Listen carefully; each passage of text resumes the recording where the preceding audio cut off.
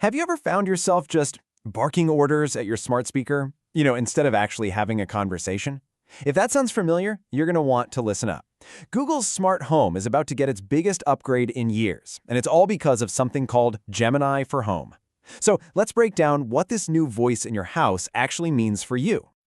Oh yeah, we've all been there, right? You're trying to get the vibe just right for the evening, and you have to fire off like 3 or 4 different commands. One for the lights, one for the music, another for the temperature. It works, sure, but it feels less like a conversation and more like a checklist. Well, that clunky one command at a time dance, that's exactly what's about to change. See, Google is completely rethinking what a smart assistant can be. And this isn't just some minor update. No, this is a full-on evolution. Okay, so what is this new voice coming to your home? Let's get right to the heart of what makes Gemini for Home so different. And you've got to pay attention to that keyword replace. This isn't just a new feature that's being added on top of the old system. Gemini for Home is the successor to Google Assistant, built from the ground up on their most powerful AI. You can really think of it as a complete generational leap forward. So, beyond the fancy techie name, what does this actually mean for you, day to day? Let's dive into the new capabilities that really change the game here.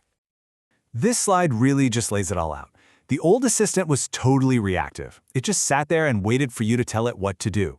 Gemini, it's aiming to be proactive. Maybe one day it'll suggest turning on the porch light for you as it gets dark.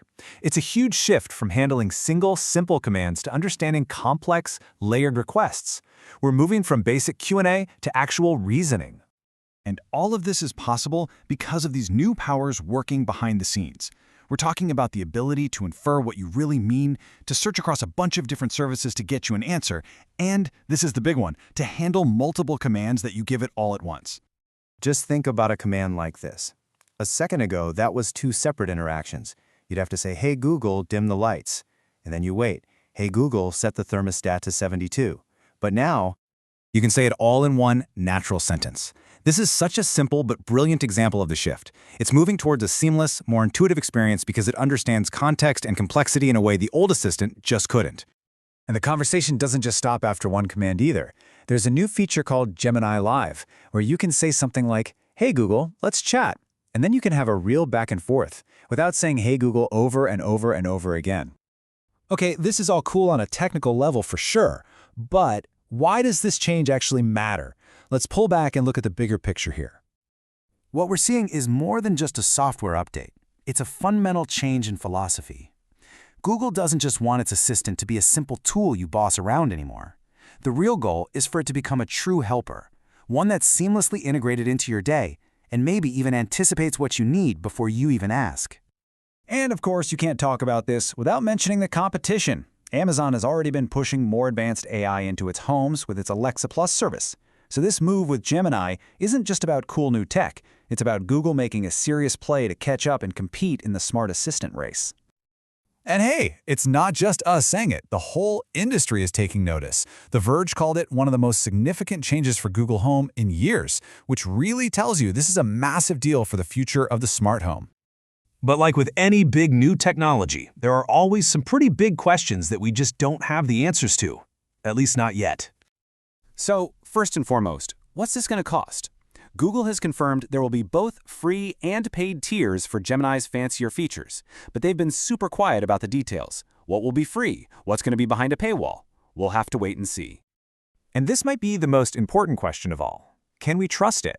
I mean, when you're giving an AI control over really sensitive stuff like your door locks or your heating system, security and data privacy are everything.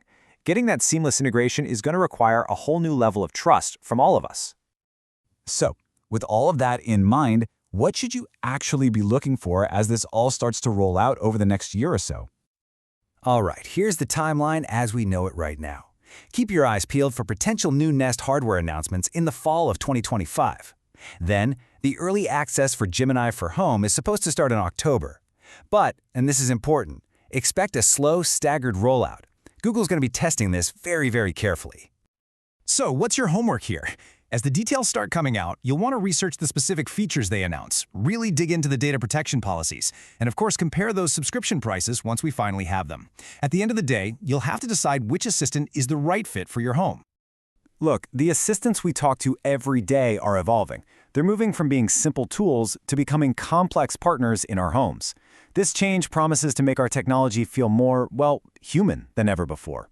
Your home is definitely getting smarter. The real question is, are you ready to have a real conversation with it?